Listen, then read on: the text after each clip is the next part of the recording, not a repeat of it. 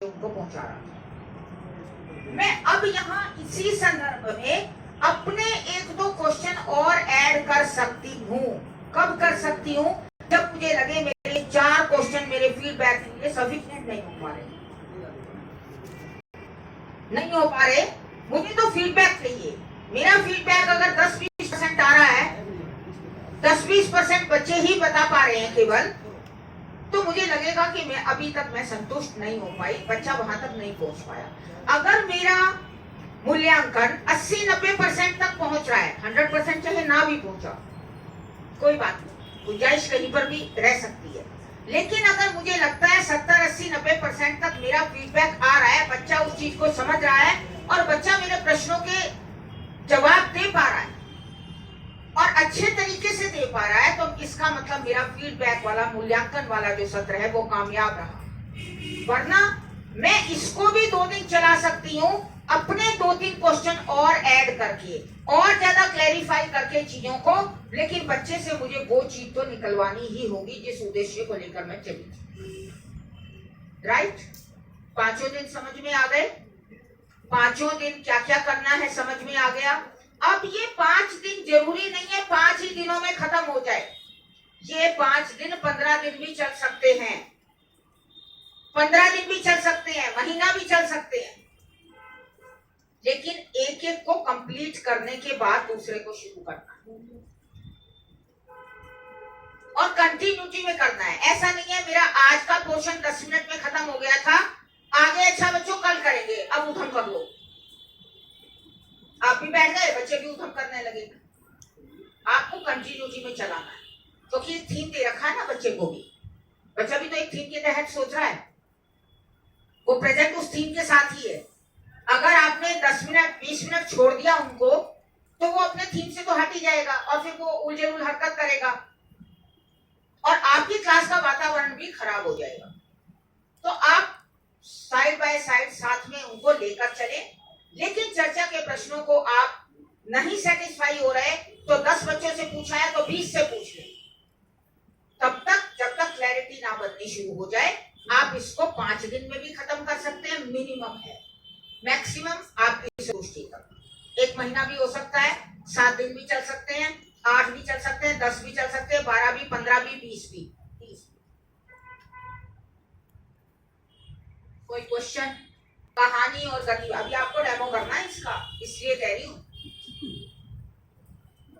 अब आपको इससे रिलेटेड, कहानी और गतिविधि से रिलेटेड कोई क्वेश्चन दिमाग में, कोई क्वेरी?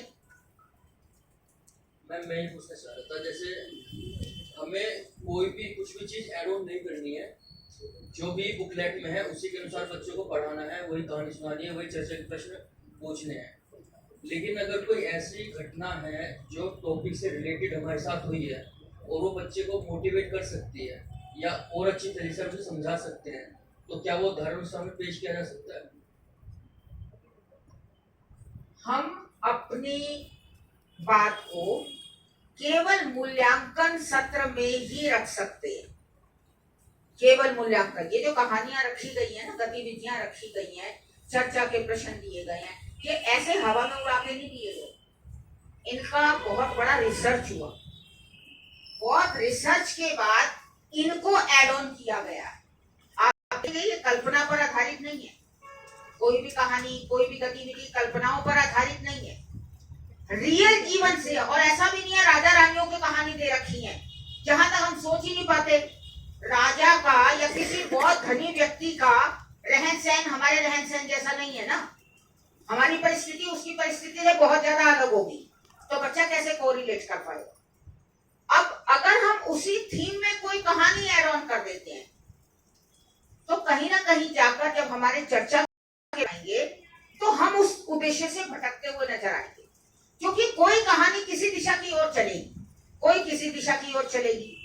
तो हम मूल्यांकन सत्र में हमारे पास ये स्वतंत्रता है कि अगर हम अपने फीडबैक तक नहीं पहुंच पा रहे, लगता है अभी कोई कमी रह गई है, वहां पर हम अपनी कोई स्मृति भी जोड़ सकते हैं। कोई कहानी ऐसी कि अच्छा मैंने एक बार ऐसा था कि मेरे घर के आसपास कोई पेड़ नहीं था, तो मुझे लगा कि भी पेड़ नहीं होगा तो छाया नहीं होगी, कोई अगर आने जाने वाला कहाँ बैठेगा, तो मैंने भी पेड़ लगा दिया एक। आज वो पेड़ बहुत बड़ा हो गया और लोग उसकी छाया में बैठते हैं। मैंने ये मोटिवेशनल एक स्टोरी बता दी। अच्छा, आपने कभी ऐसा किया? आपने ऐसा कुछ काम किया है जो अभी आपके यूज का नहीं था लेकिन बाद में यूज का हो गया? बच्चे को कोरिलेट कर दिया ना, मैंने छोटी सी एक बात ऐड ऑन कर दी। लेकिन ऐसा नहीं है कि हम हर चीज में अपनी एक बात जोड़ देंगे, फिर तो हम कहानी से भटक जाएंगे, उद्देश्य से भटक जाएंगे। और हमें उद्देश्य से नहीं भटकना। हमारा उद्देश्य क्या चल रहा था यहाँ? प्रकृति में संतुलन कैसे बनाए रखें। हमें बच्चे का संतुलन वहां बनवाना है, उसको वो परिस्थिति बतानी है कि ये नहीं होगा तो ऐसा होगा, ये नहीं होगा तो ऐसा। हमने बता दिया 2050 में पानी खत्म हो जाएगा, तो कहेगा 2050 का मेरे को क्या पता भाई, पानी खत्म हो जाएगा या नहीं होना, नहीं हुआ तो बच्चे के पास तो ये ना। लेकिन आज की परिस्थिति में अगर हम उसको बताएं कि बेटा जब एक दिन पानी घर में नहीं आता तो कैसी स्थिति होती है घर की, एकदम कोरिलेट कर लेगा बच्चा, क्योंकि आज वो उस परिस्थिति को झेल रहा है। हम उसको उस परिस्थिति से अवगत करा देंगे कि आज के डे रूटीन में जो वो चीजों को झेल रहा है वो एकदम कोरिलेट कर लेगा। उसको पता लग जाएगा कि घर में एक दिन अगर पानी नहीं आता तो कितनी मुसीबत होती है। कोरोना में लोग हवा खरीदते फिर रहे थे, ऑक्सीजन नहीं थी, मरीज मर रहे हैं, लोग ऑक्सीजन का सिलेंडर लेके घूम रहे हैं। बच्चों ने देखी है चीजें, एकदम से कोरिलेट कर लेंगे कि क्यों जरूरी है पेड़ लगाने, क्योंकि पेड़ ऑक्सीजन का स्रोत है, पेड़ों से ऑक्सीजन मिल रही है। कोई आके पंप मार के हवा नहीं, ऑक्सीजन नहीं देकर जा रहा कि जी वायुमंडल में हम पंप मारे जा रहे हैं और ऑक्सीजन ले लो। ऐसा नहीं है। पेड़ कटेंगे तो ऑक्सीजन की कमी होगी और हमारे शरीर को जिंदा रहने के लिए ऑक्सीजन चाहिए। तो बच्चा कोरिलेट कर लेगा अपनी डे रूटीन की परिस्थितियों के साथ। वहीं पर जब तक बच्चा एक्सपीरियंस नहीं करेगा ना, एक्सप्रेस नहीं कर पाएगा। मैं कहानी सुना दूं तिरुवनंतपुरम की, बच्चा तो कभी गया ही नहीं वहां पर। मैं कहानी सुना रही हूं उसकी अपने घर की किचन की, बच्चा गया, फेमिलियर है, पता लग जाएगा कि क्या क्या होता है किचन में, क्या होता है घर में। लाइट चली जाती है तो क्या करते हैं? मैं कहूँ कि कभी लाइट नहीं जाती, हमारे यहाँ तो जाती है भाई रोज, हमें तो उसका सॉल्यूशन ढूंढना है ना। कनाडा में नहीं जाती होगी, हमें क्या पता।